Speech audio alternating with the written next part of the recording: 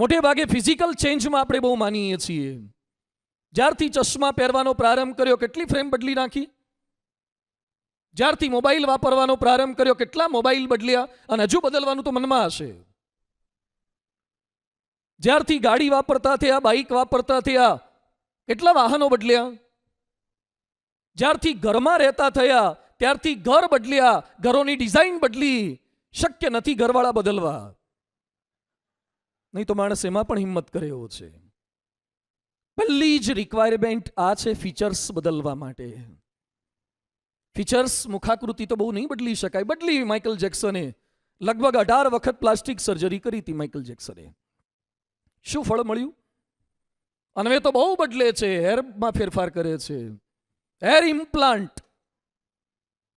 Implant પણ કરવામાં આવે છે. ક્યાંક ક્યાંક દાંત બદલવામાં આવે છે, ક્યાંક આંખના લેન્સ એ પણ અલગ અલગ કલરના મૂકવામાં આવે છે. ટેટુ કરો, ક્યાંક ક્યાંક ટેટુ કરાવે. ચેન્જ કરવો છે, ફીચર્સ બદલવા છે. એ ફીચર્સ ફિઝિકલ ફીચર્સ નહીં, આપણા અન્ડરસ્ટેન્ડિંગના ફીચર્સ કઈ રીતે બદલી શકાય. પહેલી રિક્વાયરમેન્ટ છે, પહેલું તો માનીએ કે મારામાં ફીચર બદલવાની આવશ્યકતા છે. સ્વીકાર નથી કરી શકતા વ્યક્તિ. માત્સુશિતા ઇલેક્ટ્રિકલ્સ નામની એક કંપની, કદાચ એ નામથી આ પરિચિત નહીં હોય. એનું બીજું નામ છે પેનાસોનિક નેશનલ, એના નામથી આપ પરિચિત હશો. એના સ્થાપક કોનોસુકે માત્સુશિતા 94 વર્ષ સુધી કંપનીનું સફળ સંચાલન કર્યું. ધ ગોડ ઓફ મેનેજમેન્ટ એને કહેવામાં આવતા. એની કંપનીનો સ્ટાફ 2,57,533 નો સ્ટાફ. ગુજરાતનો કયો ડાયરેક્ટર એવો છે કે જેની કંપનીમાં 2,57,000 માણસો કામ કરતા હોય? $149.3 બિલિયન એની યરલી ઇન્કમ હતી. આવો માણસ એની સફળતા બાબતે પ્રશ્ન પૂછ્યો ત્યારે જવાબ આપે છે, મારી સફળતાનું રહસ્ય એ જ છે કે રોજ સવારે જાગીને હું અરીસામાં જોઉં છું કે આજની મારી સફળતા પણ શ્રેષ્ઠ સફળતા નથી. I have to improve my self. શિક્ષક મિત્રો, મનની અંદર જે થોડી ઘણી રાઈ ભરાઈ ગઈ હોય ને, કે બહુ જ પૂર્ણ થઈ ગયા, પરફેક્ટ થઈ ગયા, એને થોડીક કાઢી નાખજો. આજના દિવસ પૂરતી તો કાઢવાનો પ્રયત્ન કરજો જ. હજુ મારે મારી જાતને ઇમ્પ્રૂવ કરવી છે, હજુ મારે અપડેટ થવું છે. આ કંપનીના માણસો, ડાયરેક્ટરો આ લેવલમાં, એના માટે આજે વિચાર વિમર્શ છે. IBM company, international business machine company, 1911 થી જેનો પ્રારંભ 1924માં IBM નામ ધારણ જેણે કર્યું. 177 દેશોમાં બિઝનેસ છે IBM નો. 3,80,000 નો સ્ટાફ છે IBM નો. 2017ની એની આવક હતી $79 બિલિયન. એ IBM નું સ્લોગન છે, થિંક, વિચાર કરો, વિચાર કરો. આજનો સમગ્ર કાર્યક્રમ એ વિચાર માટે છે. પરિસ્થિતિ આવી છે, ચિંતા ના કરો, થોડુંક ચિંતન કરો. મહાભારતમાં બહુ સુંદર પ્રસંગ આવે છે. ભીષ્મ પિતામહ અર્જુનની બાણ વર્ષાથી ઘાયલ થયા, બાણ શૈયા પર સૂતા છે, કણસી રહ્યા છે, પીડા પામી રહ્યા છે, મોત નજીક આવી રહ્યું છે. એવા સમયે પાંડવો ભીષ્મની ખબર કાઢવા માટે જાય છે. કૃષ્ણ પરમાત્મા પણ ત્યાંથી નીકળ્યા, કૃષ્ણ પણ તેઓની નજીક ગયા. એ સમયે ભીષ્મ પ્રશ્ન કરે છે કે પ્રભુ, આ દેહે કરીને મારા એવા કયા પાપ છે, મારી એવી કઈ ભૂલ છે, મેં આજીવન મારા એક પિતાની સુખાકારી માટે નૈષ્ઠિક બ્રહ્મચર્યનું પાલન કર્યું છે. ભીષ્મ પ્રતિજ્ઞા, રંચ માત્ર મારા આ પાલનની અંદર હું ડગ્યો નથી. મેં મારા વ્યક્તિગત સ્વાર્થ માટે ક્યારે કોઈ ભ્રષ્ટાચાર નથી કર્યો, છતાં પણ મારી આવી હાલત શા માટે? એ સમયે કૃષ્ણ પરમાત્મા બહુ સરસ પ્રત્યુત્તર આપે છે કે ભર સભાની અંદર દ્રૌપદીનું વસ્ત્રાહરણ થતું હતું અને તમે કાબેલ હતા, એફિશિયન્સી હતી, છતાં પણ એ સમયે વસ્ત્રાહરણ અટકાવ્યું પણ નથી. કદાચ અટકાવ્યું ન હોત તો હું માની શકત, પણ આ ન થવું જોઈએ એવી એક બૂમ પણ નથી પાડી. ખોટું થયું, તમારી નજર સમક્ષ થયું, એને તમે એક હિસ્ટોરિકલ માણસ તરીકે ખાલી નોંધી લીધું, પણ એ ખોટું થયું એવો એક શબ્દ તમે ઉચ્ચારો નહીં, એ પાપે કરીને આજે તમને આ બાણની પથારી પર સૂવું પડે છે. શિક્ષક મિત્રો, આપ ભીષ્મ પિતામહ છો, આ પેઢીના એક માર્ગદર્શક છો.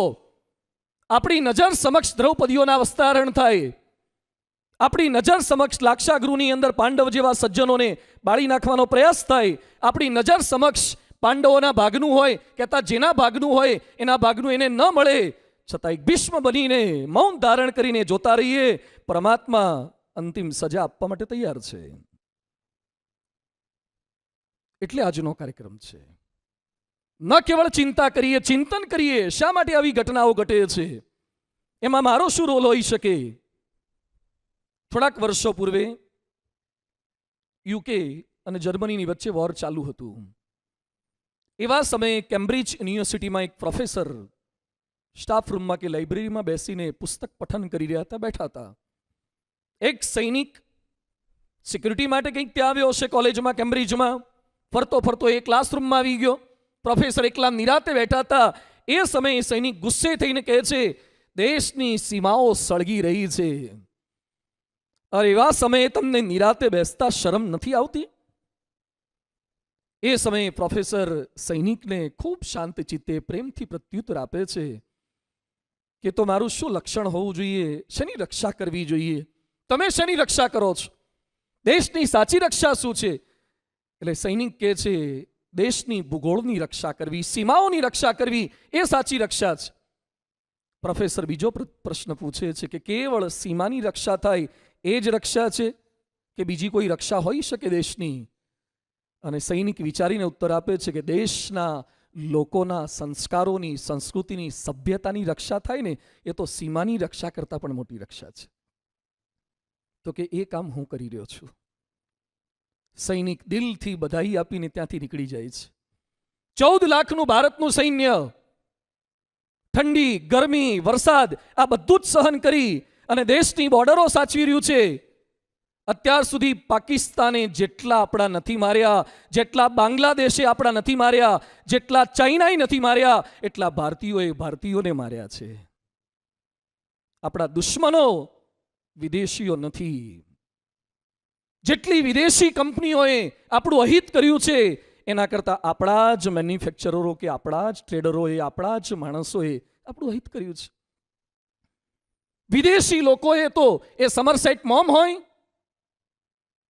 કે એવા તત્વચિંતકો હોય, અનેક લોકોએ ભારતની પ્રશંસા કરી છે. ભારતનો સૌથી વધારે ખરાબ બોલનારો વર્ગ હોય તો એ ભારતમાં જન્મેલો, ઉછરેલો અને વિદ્યાભ્યાસ પ્રાપ્ત કરેલો ભારતીય વર્ગ છે. એ બધાની વચ્ચે મારો તમારો રોલ શું હોઈ શકે? એના માટે આજનો આ ડેવલપમેન્ટ પ્રોગ્રામ છે. બહુ સુંદર શીર્ષક આજે રાખ્યું છે, ફીચર ઓફ ફેકલ્ટી. બાળક જન્મે ત્યારે ઘણા લોકો સગાવાલા ખબર કાઢવા માટે આવે છે. જોન્સન એન્ડ જોન્સનના ડબલા ને ઘૂઘરા છડા ને બધું ઘણું લઈને આવે. પછી બાળકના મોઢા સામે જોઈને બોલે છે સગાવાલા કે મા પર ગયો છે, કેટલાક એના બાપ પર ગયો છે. પણ હજુ તો એ નાનો છે, થોડો મોટો થવા દો, પછી ખબર પડશે કે તો સલમાન પર ગયો છે, ઇમરાન આઝમી પર ગયો છે. કોના પર જાય છે? હજુ પોમેરિયન છે, આલ્સેશિયન થવા દો એને.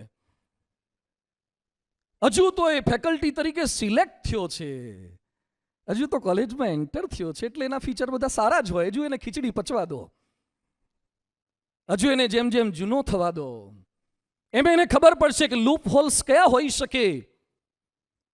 એ બધાની વચ્ચે એક ફેકલ્ટી તરીકે આપણા ફીચર શું હોઈ શકે?